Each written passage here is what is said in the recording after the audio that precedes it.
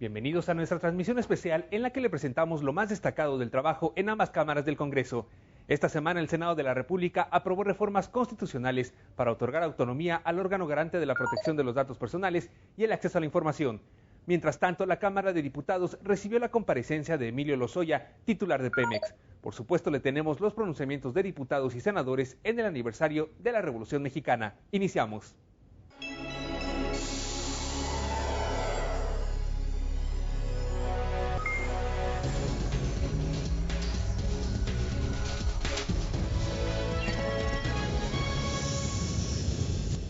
Esta semana en el Senado de la República se discutió el dictamen por el que se reforman y adicionan diversas disposiciones de la Constitución Política de los Estados Unidos Mexicanos en materia de transparencia. Estas reformas plantean crear un organismo autónomo responsable de garantizar el cumplimiento del derecho de acceso a la información pública y a la protección de datos personales.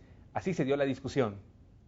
Al iniciar las intervenciones de los legisladores, el senador Enrique Burgos señaló que las comisiones plantearon una adición de un segundo párrafo a la fracción primera del artículo 105 con relación a las controversias constitucionales. Y prever expresamente como organismo constitucional autónomo con plena legitimación activa para interponer una controversia constitucional al nuevo organismo garante que se crea mediante la propuesta de reforma al artículo 6º constitucional. Lo anterior sin demérito de colocarlo en la misma situación que todos los organismos constitucionales autónomos en cuanto a la legitimación pasiva en materia de controversia constitucional.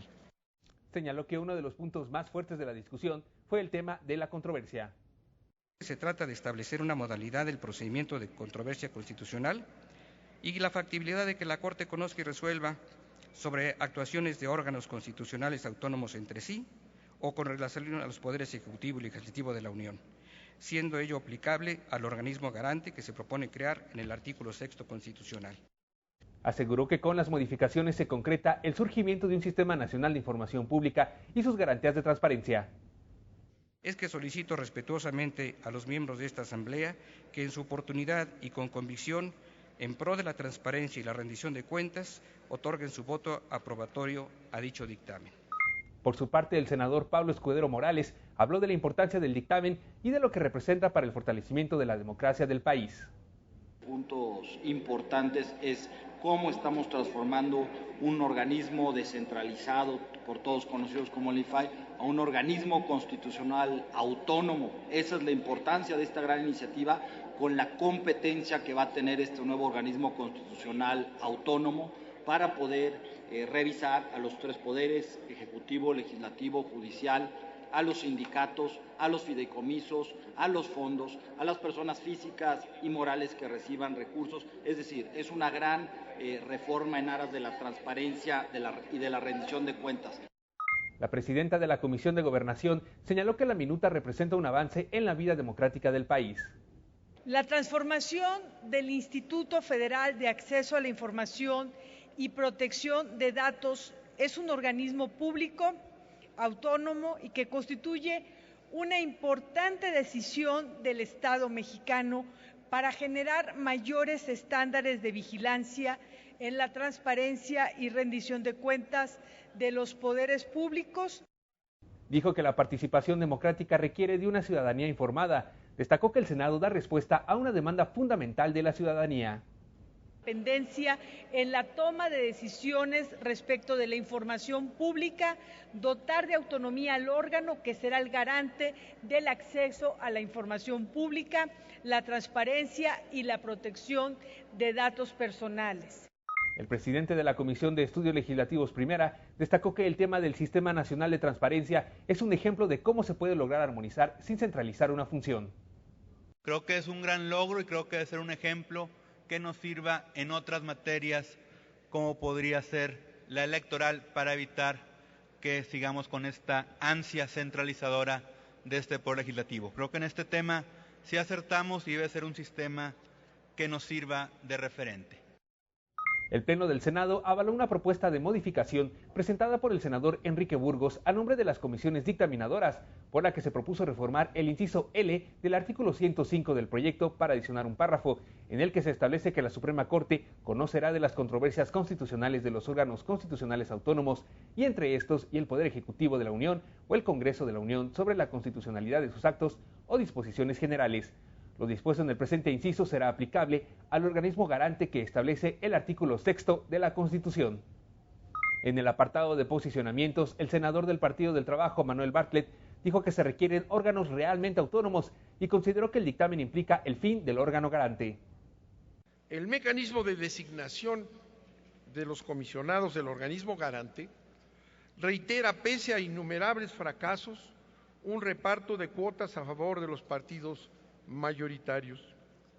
Los órganos autónomos así estructurados carecen de legitimidad democrática de origen.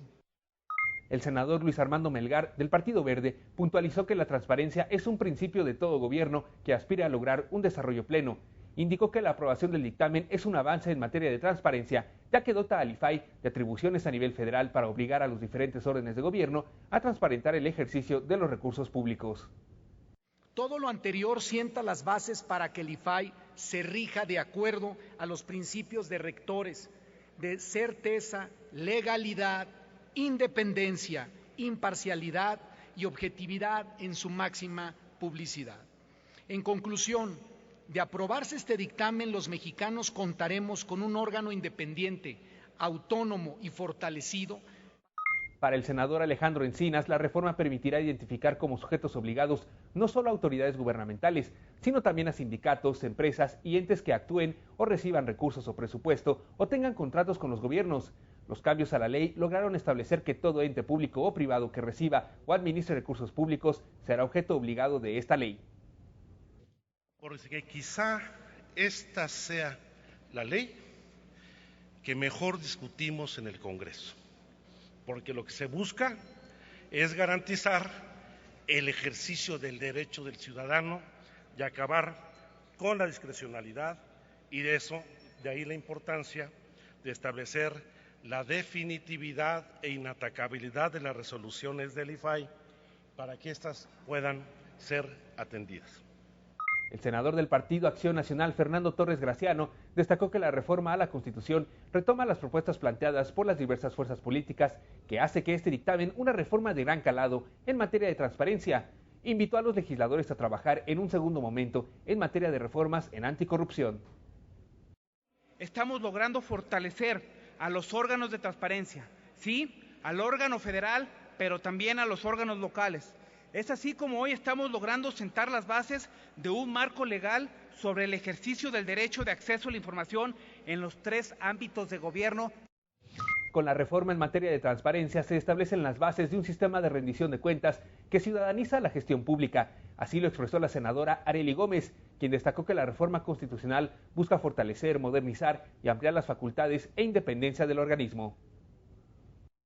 El instituto será competente para conocer y resolver sobre el acceso a la información de un nuevo listado de sujetos obligados, en el que se contempla a cualquier autoridad, entidad, órgano u organismo que forme parte de alguno de los poderes de la Unión, con excepción de la Suprema Corte de Justicia de la Nación, que constituye en sí misma un tribunal constitucional. En el apartado de discusión a favor y en contra, legisladores recordaron que fue hace exactamente 1 año y 3 meses que el Senado avaló dichas reformas, que ahora deberán regresar a la colegisladora. Precisaron que, como toda norma, esta reforma es perfectible y el Senado seguirá trabajando en la materia. Sin duda estamos completando esta tarea al ampliar, como ya se ha mencionado en esta tribuna, la rectoría de estos principios a obligaciones de todos los órganos públicos exigibles a través de un organismo garante que salvaguarde los derechos de los ciudadanos. ¿Por qué digo que es una batalla? Porque hemos vencido resistencias frente al principio de definitividad e inatacabilidad de las decisiones del IFAI. El dictamen que se pone a la consideración del Pleno significa un avance en la construcción del Estado democrático y por ningún motivo podría coincidir hoy, aunque sean voces de afecto y reconocimiento que tengo, que se trata de un retroceso. Hoy tenemos la oportunidad de hacer del IFAI una institución más fuerte, independiente e imparcial. Un buen avance. Sin embargo, me parece inacabado Me parece que estamos dejando pasar una extraordinaria oportunidad y que seguramente postergando para otro momento esta oportunidad. Con 88 votos a favor y 6 en contra, validaron en lo general las reformas a la Constitución en materia de transparencia. Queda aprobado en lo general y los artículos no reservados del proyecto de decreto, por lo que se reforman y adicionan diversas disposiciones constitucionales en materia de transparencia. Y luego que el senador David Monreal retiró su reserva al artículo 6º, se procedió a la votación de dicho artículo, que fue finalmente aprobado por el Pleno. Queda aprobado el artículo 6º del proyecto de decreto. Está aprobado en lo general y en lo particular el proyecto de decreto por el que se reforman y adicionan los artículos 6º, 73, 76, 89, 105, 108, 110, 111, 116 y 122 de la Constitución Política de los Estados Unidos Mexicanos en materia de transparencia. Se devuelve con modificaciones a la Cámara de Diputados para los efectos de lo dispuesto por la fracción E del artículo 72 constitucional. En verdad, senadoras y senadores, felicidades, es un instrumento democrático que va a ayudar mucho a nuestro país y a nuestros conciudadanos.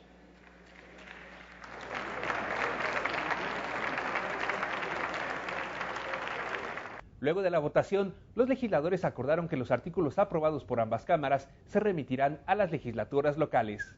Este 20 de noviembre México celebró 103 años de la Revolución, un movimiento que dio identidad a los mexicanos. Al respecto se pronunciaron diputados y senadores.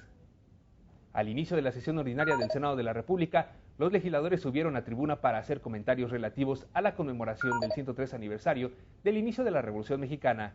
Se destacó la importancia de continuar con los ideales de la Revolución y señalaron que en esta etapa de la historia de México se lograron importantes cambios, como la reforma social y política con los derechos laborales. Retomemos y rescatemos los ideales de la lucha por un México en paz, lo que traerá como resultado el respeto al sufragio y la distribución equitativa de la riqueza para superar actualmente la inestabilidad y desigualdad social que sufrimos.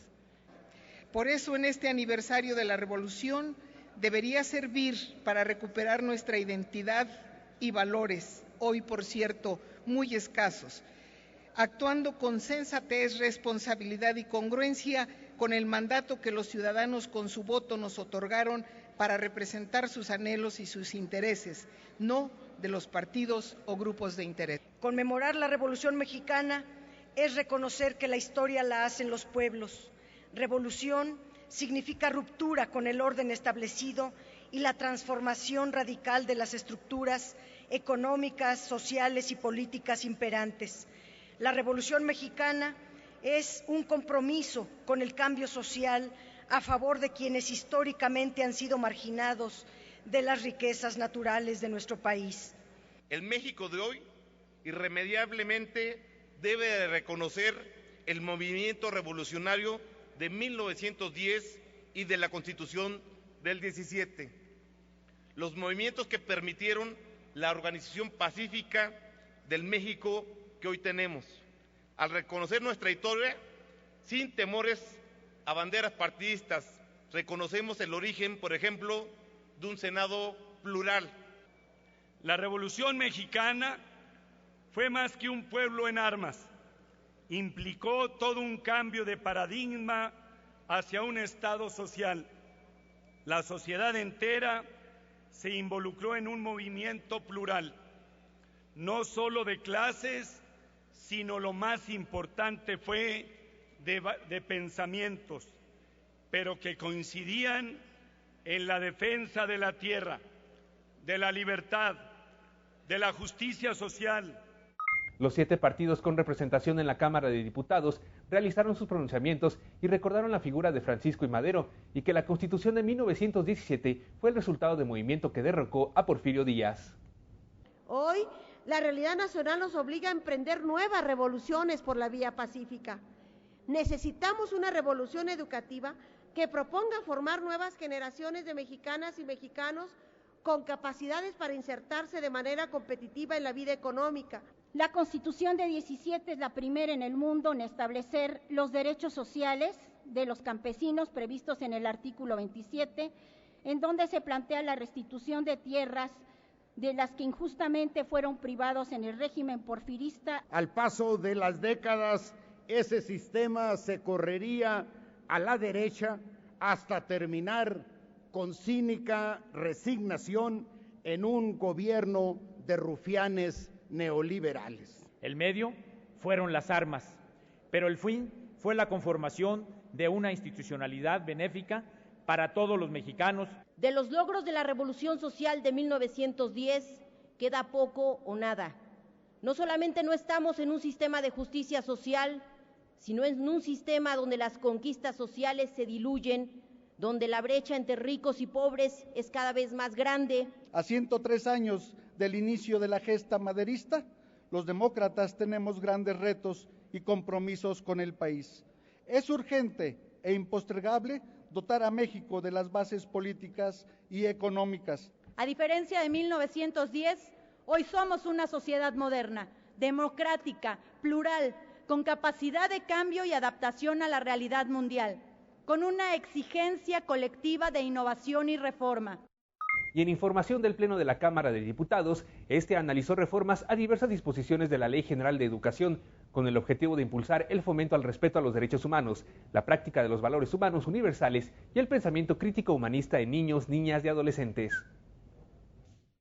Las actitudes y valores no solo se forjan en el hogar, también la escuela es parte fundamental de la realidad en la que todos y cada uno de los estudiantes mexicanos merecen y necesitan ser enseñados. Que el éxito de la reforma educativa nacional aprobada por esta Cámara en mucho depende de la capacidad del Estado de inducir la formación de una educación en valores de niños y jóvenes y de la sociedad en general. Que los valores humanos universales dan testimonio de la voluntad para transformar la realidad, de cambiar el orden de las cosas con el fin de orientar el desarrollo para convivir en sociedad. Que debe de ser abordado desde la infancia en los centros escolares, en los hogares y en la sociedad. Por eso, este proceso requiere de nuestra aspiración para seguirlo construyendo. Y el país que queremos construir debe ser una república de experiencias que respondan a una educación formadora de mejores ciudadanos y una nación más humana y más generosa. Que atienden a una problemática que en estos tiempos presentan conflictos complejos de carácter social, que a partir de la educación de nuestros niños, jóvenes y adultos puede ser paliados. Solo en la práctica se enseñan y se aprenden los valores. Una situación de esta naturaleza propicia el desarrollo humano, no desde la perspectiva de tener para valer, sino de ser para trascender. En la votación nominal, el resultado fue de 350 votos unánimes a favor del dictamen. Aprobado por unanimidad en lo general y en lo particular, el proyecto de decreto que reforma diversas disposiciones de la Ley General de Educación en materia de fomento de valores pasa al Senado para sus efectos constitucionales. Por su parte, el diputado Leobardo Alcalá Padilla del Partido Revolucionario Institucional sometió una propuesta de urgente y obvia resolución en la que se exhorta a la Secretaría de Economía, boletine y evidencie a todas las gasolineras del país que no hayan cumplido con lo establecido en las normas oficiales 005 y 185. Y a esta responsabilidad me remito, dado que el punto de acuerdo que hoy presento es para exhortar a la Secretaría de Economía a boletinar y evidenciar por las instancias correspondientes a las gasolineras que no hayan cumplido con las normas 005 y 185 para que los consumidores tengan oportunidad de saber y de que sepamos en cuáles sí poder comprar litros completos. Sin embargo, es indispensable que el Estado corresponda a ese esfuerzo con medidas de transparencia, eficiencia y vigilancia para las prácticas como las de las gasolineras que venden litros falsos de gasolina y que sean estas severamente castigadas a fin de proteger la integridad del consumidor. De acuerdo con Pemex, existen más de 10,000 estaciones de servicio en toda la República Mexicana. De ellas, hay 2,909 gasolineras que venden litros incompletos de combustible a sus clientes, según datos de la Profeco. Y se detectó que 1 de cada 3 ordeñan los litros, y eso equivale a más de 600 millones de pesos que el consumidor deja de recibir como combustible. Las gasolineras que están más alejadas en los municipios son las que tienen la mayor cantidad de irregularidades en el tema de litro por litro. No nada más se le está engañando a una familia, sino que se está lucrando con la propia economía de los mexicanos. La alteración de bombas y medidores para despachar una cantidad menor de combustible, la que cobran las gasolineras, persiste en las gasolineras que se han resguardado en ocasiones, incluso amparándose ante los actos de la autoridad del Profeco, lo cual sigue perjudicando a millones de consumidores a lo largo y ancho de todo el país. Al respecto, debemos precisar que de acuerdo a la misma Secretaría de Economía y a la Procuraduría Federal del Consumidor, se estiman ganancias por al menos 400 millones de pesos anuales por despachos incompletos. Es decir, esta cifra representa un robo literal a los consumidores. Ante integrantes de la Comisión de Energía de la Cámara de Diputados, compareció el director general de Pemex, Emilio Lozoya Austin, para detallar el plan de negocios de la paraestatal. El funcionario juró bajo protesta de decir verdad. Posteriormente, en su exposición inicial, el director general de Petróleos Mexicanos afirmó categóricamente que la reforma energética planteada por el presidente Enrique Peña Nieto es nacionalista, por lo que esta paraestatal, los yacimientos y la Comisión Federal de Electricidad seguirán siendo propiedad del país. Lozoya detalló los 5 proyectos que la paraestatal impulsará en los próximos meses. En lo que es explotación y exploración, enfocarse en aguas someras y áreas terrestres, así como en aguas profundas y yacimientos no convencionales, como Chicontepec o los yacimientos de lutitas. El secretario detalló el plan de negocios y se refirió a la existencia de un portafolio de oportunidades internacionales que se centraría en encontrar yacimientos. Nuestro plan de negocios define el rumbo de Petróleos Mexicanos en el contexto de su mandato de crear valor. Establece el vínculo entre la política energética y las restricciones presupuestales. Unifica las unidades de negocio bajo una cadena de valor en un proceso de planeación integral y metódico. Anunció que se encuentran en una etapa de reconfiguración de las refinerías de Salamanca y Salina Cruz, para los cuales se podrían invertir más de 6.500 millones de dólares. Se requiere también reconfigurar la refinería de Salamanca, que conllevaría una inversión aproximada de 3.200 millones de dólares de aquí al 2017-18. Y estamos por terminar la definición del proyecto de la reconfiguración de Salina Cruz, Oaxaca, en la cual también se requiere una inversión de entre 3.500 a 4.000 millones de dólares. El primer legislador en intervenir fue el diputado de Movimiento Ciudadano, Ricardo Mejía Verdeja, quien consideró que en el plan de negocios presentado no se informaba del número de nuevas refinerías por construir y además carecía de información en relación a las metas y el incremento de la producción de barriles diarios. El legislador también cuestionó al funcionario sobre la información revelada por la prensa española en torno a presuntas operaciones con Carlos Slim y Pemex. Queremos también que nos aclare las operaciones comerciales que tiene Petróleos Mexicanos con Carlos Slim para adquirir el control mayoritario de Repsol. Y aquí nos preocupa que las noticias más relevantes que tienen que ver con el futuro de Petróleos Mexicanos nos tengamos que enterar en el extranjero. Nueva Alianza consideró necesario que el plan de negocios presentado por Petróleos Mexicanos esté acompañado de acciones encaminadas a impulsar la transparencia y la rendición de cuentas. En el Grupo Parlamentario Nueva Alianza estamos convencidos de que la rendición de cuentas solo trae aparejada acciones de confianza y credibilidad para las instituciones. Por lo mismo, creemos que debe ser contemplada de manera importante en este plan de negocios. No se ha hecho lo suficiente para evitar el desgaste de Pemex, así lo enfatizó José Alberto Benavides del Partido del Trabajo. Dijo que querer abrir la industria al sector extranjero sin combatir la opacidad y corrupción sería un error.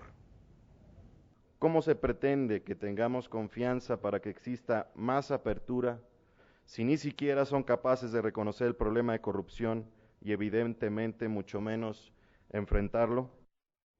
Con el respaldo del Partido Verde Ecologista a los proyectos del presidente Enrique Peña Nieto en el sector energético, así inició su intervención el diputado Ricardo Astudillo, quien citó las cifras dadas a conocer por la Secretaría de Salud, que señalan que 1.3% del Producto Interno Bruto del país está en manos de la delincuencia organizada, Por ello cuestionó su posible relación con el tema de hidrocarburos. ¿Cuáles son las acciones que ya se están tomando en sincronía con la propia Secretaría de Energía en lo que tiene que ver con el proyecto para poder combatir lo que tiene que ver con la delincuencia organizada en el tema de hidrocarburos?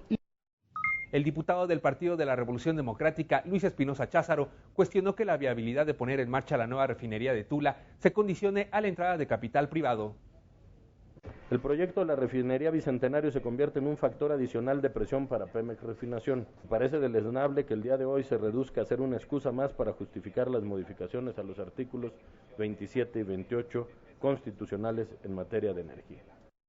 El diputado Rubén Camarillo rechazó que legisladores de Acción Nacional negocien con funcionarios de Pemex para pactar una reforma energética como lo publicó The Wall Street Journal y la agencia Bloomberg.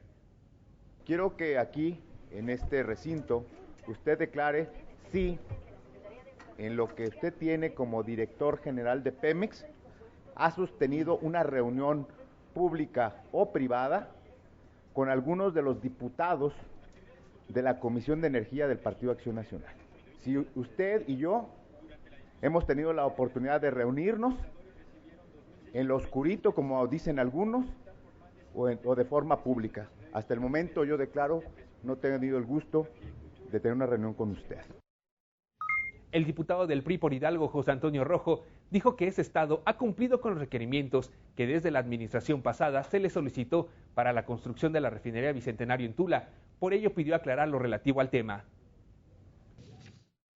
Entiendo que este es un proyecto iniciado bien o mal por la administración anterior y que usted personalmente no tuvo que ver con este inicio. Pero el compromiso de Pemex formal y jurídico sigue siendo con el Estado de Hidalgo, y cuando ello sucedía la reforma energética no era motivo para construirla o no. Respecto al crimen organizado y al robo de hidrocarburos, Lozoya Austin explicó que tan solo en 2012 este delito le costó al país 7.300 millones de pesos y estima que al finalizar el 2013 ascenderían los costos a 7.605 millones de dólares. Este año se han presentado 2.760 denuncias por mercado ilícito y tomas clandestinas. Se han iniciado procesos de 187 presuntas responsabilidades. ¿Cuánto le cuesta al país, señores diputadas, señores diputados, el robo de combustibles? En el 2012 esto ascendió a 7.300 millones de pesos. Por lo anterior, solicitó a la Cámara de Diputados cambios en la legislación para endurecer las sanciones en robo de combustibles. Respecto al tema Repsol, negó que la paraestatal está en pláticas con el empresario mexicano Carlos Slim. Se me cuestionó sobre si estamos en una negociación con el ingeniero Carlos Slim para que él adquiera o sus firmas adquieran una participación adicional en la empresa Repsol, donde Pemex tiene una participación de casi el 10%. La respuesta contundente es no, no lo estamos. Finalmente, sobre la construcción de la refinería Bicentenario en Tula, Hidalgo, su construcción no se ha detenido. Por el contrario, informó que se ha dividido en dos proyectos porque no se cuenta con los recursos suficientes. Reitero, la nueva refinería de Tula sigue en la cartera, simplemente se dividió en dos proyectos y se está invirtiendo en la primera fase inicial porque esta tiene una mayor rentabilidad. Se van a invertir en los siguientes años, de aquí al 2017, solo en esta primera parte de la nueva refinería, en la reconfiguración, casi 4.000 millones de dólares en el estado de Hidalgo. Esta semana en el Senado de la República, las Comisiones Unidas de Hacienda y Crédito Público, de Justicia y de Estudio Legislativo Segunda iniciaron el análisis de la minuta de reforma financiera remitida por la Cámara de Diputados. En los pronunciamientos de los grupos parlamentarios, el PRD se manifestó en contra, mientras que el PAN se pronunció por darle mayor seguimiento. Es una extranjerización llevada al 100% a todo el sistema financiero sin discriminar. Igual entran las AFORES, igual entra la banca de desarrollo, igual entran los fondos de fomento, igual se mete a todo. Se está quedando corta. Nosotros, desde el grupo parlamentario del PAN, hacemos público que habremos de continuar el debate y presentar iniciativas a propósito de banca de desarrollo, a propósito de las relaciones de las entidades controladoras con sus controlados. Por otra parte, los partidos Verde Ecologista y el PRI anunciaron su respaldo total al dictamen. en donde lo que se pretende es tener un sistema financiero que funcione adecuadamente sobre la base de construir una mayor expansión del crédito, generar una mayor protección del usuario y que la autoridad tenga una mayor capacidad de supervisión. Tiene incentivos para que la banca preste más. Siempre hemos apostado a que la regulación es un sistema de castigos y nunca nos habíamos detenido a poder construir un sistema normativo que reconozca también a los buenos acreditados que... Luego de que los grupos parlamentarios fijaron postura en torno a los 34 ordenamientos jurídicos que incluye la reforma financiera, se acordó que las reservas se discutirán directamente en el Pleno de la Cámara de Senadores, por lo que el dictamen se aprobó por mayoría en lo general por las Comisiones Unidas de Hacienda y Crédito Público, Justicia y Estudio Legislativo Segunda. Está aprobado en lo general el proyecto de decreto por el que se reforman, adicionan y derogan diversas disposiciones en materia financiera y se expide la ley para regular las agrupaciones financieras. Previo a la votación, en la discusión en lo general solo intervinieron 2 senadores. El primero, Alejandro Encinas del PRD, para hablar en contra, y el segundo, el senador Roberto Gil, para hablar a favor, destacando el avance en la banca de desarrollo. A partir de la aprobación de esta reforma, no habrá ocasión o motivo para decir que el Ejecutivo Federal no ha tenido los suficientes instrumentos para alentar el crédito y sobre todo para ensanchar las posibilidades del crecimiento a partir de la banca de desarrollo. Y abrir la puerta al amago de sanción penal por conflictos de deuda entre particulares, a nuestro punto de vista no solamente criminaliza al deudor, sino va a generar un esquema de abusos en beneficio de los de los bancos y de grandes empresas. Posteriormente, en el Pleno del Senado de la República, quedó de primera lectura la minuta. Muchas gracias por acompañarnos en una emisión más de esta semana en el Congreso. Les recuerdo que pueden mantenerse informado día tras día a través de Noticias del Congreso, de lunes a viernes a las 8 de la noche. Hasta la próxima.